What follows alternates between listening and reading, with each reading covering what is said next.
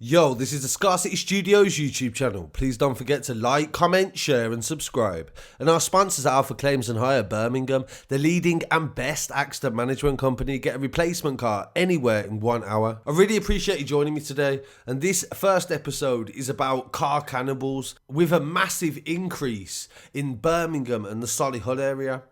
We're going to cover some older cases in a minute as well. On the 8th of August, a Corsa was stripped by what media were calling them car cannibals, and the latest attack happened in Sutton Coldfield, where the owner was told to F off as they stripped his car outside his house. This took minutes, and then they struck again minutes later on Springfield Road. The police actually told the car owner they had nobody to turn up to the actual crime. They said they was wearing masks and they struck in the Birmingham suburbs because Sutton Coldfield is barely Birmingham. This is where the footballers live and it's a very affluent area. They carried on tearing apart the car as the owner's partner came out and they told him to F off. The cars that were taken that night was a white Peugeot 108 and a black Vauxhall Corsa. And last Saturday morning, the two thefts happened minutes apart in the same part of Sutton, separated by one road called Reddicap Heath Road. During the second theft, which took place in Springfield Road at 4:43 a.m. in the morning, two men in a Seat Ibiza, thought to be dark grey, pulled up in a slip road. They then smashed a window and started dismantling the front of the Peugeot. A spokesman for West Midlands Police said the two incidents were not being linked at this stage, but CCTV is being looked at. The owner of the car was a 33-year-old dad and he was meant to be going to Wales that day with his family. He said that his partner heard something out the window and then for 5 minutes they continued to take it off. He then goes on to say that when he rang the police at 4:53 a.m, the police said they wouldn't be sending anyone out due to manpower. And I'm assuming they mean woman power as well. But he said his partner was 7 months pregnant and he didn't want to go out. By the time they went outside, it was almost light, he said, and they carried on stripping the bonnet, taking the headlights and the bumper. They also smashed the window. The victim is an IT consultant and has a 4-year-old son.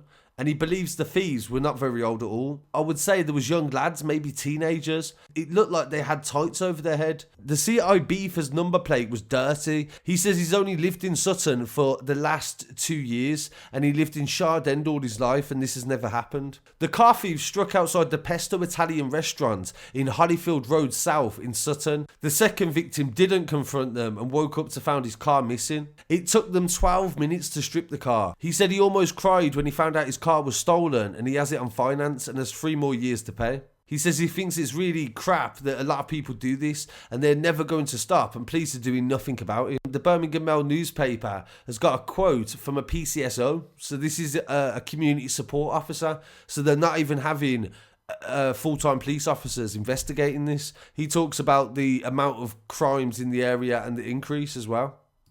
So this seems to be a real big problem in Birmingham and Sutton Coldfield. And as thieves obviously realise the police are not turning up, of course they're just going to increase the amount of times they do it. Back in July, there was more examples of this. This case was called Corsa Cannibals because they targeted Vauxhall Corsas. Cherry Orchard Road in Handsworth Wood. In July, within the space of a few minutes, they managed to smash the window of a car, release the bonnet, stripped away the components, and left behind a roadside wreck of a car. Chris Walker said the 17-plate Corsa, which was parked on a drop curb, belonged to his partner, who had been left upset and constantly wondering if it was going to happen again. Mr. Walker is a 59-year-old builder, and apparently the neighbour called the police, and the police put a note for the letterbox. The passenger side window had been broken into also. They must have disabled the alarm because it didn't go off. It was a 17-plate car and had a good security system. They took the bonnet and whatever parts around the bumper and the lights. They knew what they was doing. Mr. Walker said that his 58-year-old partner was left shocked. He says he's written to Vauxhall to try to make improvements as well. And West Midlands Police said they received a 999 call at 1:15 on Tuesday morning, reporting 2 males attacking a Vauxhall Corsa. The craze is believed to have started in 2013 in Bedfordshire when parts were removed from 500 Corsas.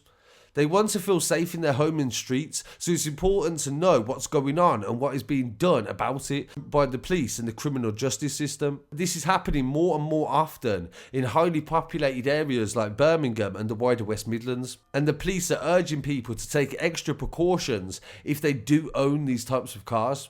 There's been a spate of car cannibal crime across Birmingham and Solihull in the month of July as well. Ruthless criminals struck 4 times in less than 1 week, leaving a key worker's car with £4,000 worth of damage. The criminals stripped parts from cars in Gloucester Way, Norwich Croft, Wavers Marston and Tudorcroft.